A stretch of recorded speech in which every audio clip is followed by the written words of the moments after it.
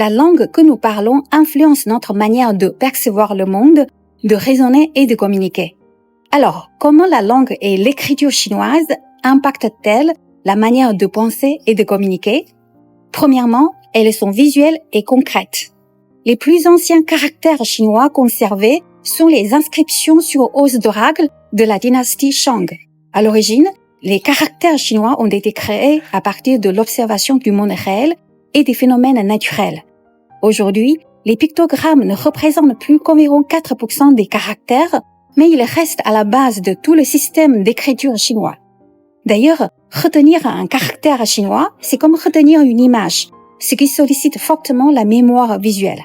Aujourd'hui, les menus des restaurants chinois présentent souvent des photos des plats, alors qu'en France, les menus sont généralement composés de textes.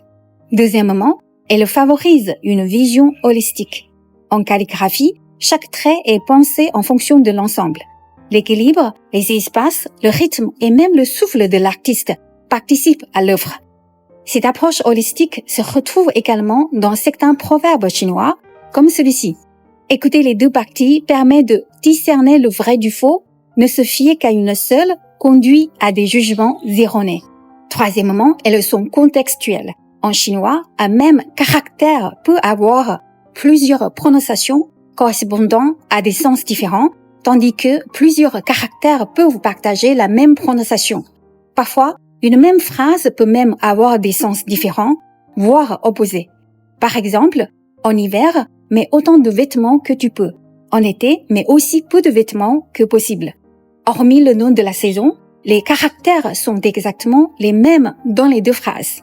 Ainsi, pour comprendre pleinement une phrase en chinois, il ne suffit pas de connaître le sens des mots, il faut aussi tenir compte du contexte, des implicites, de l'intonation et de l'accent mis sur certains mots.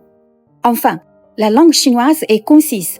À longueur égale, un texte chinois contient souvent davantage d'informations qu'un texte rédigé dans une langue alphabétique. Cette concision se retrouve également dans la poésie classique, les proverbes et la communication quotidienne. Elle s'explique notamment par le fait que chaque caractère porte souvent un sens à lui seul, mais aussi par le coût élevé du matériel d'écriture dans la Chine ancienne.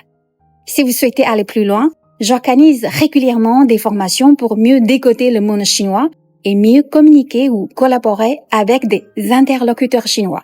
Dites-moi en commentaire quelle caractéristique de la langue chinoise vous a le plus surpris et je vous dis à très bientôt. Abonnez-vous pour plus de contenu.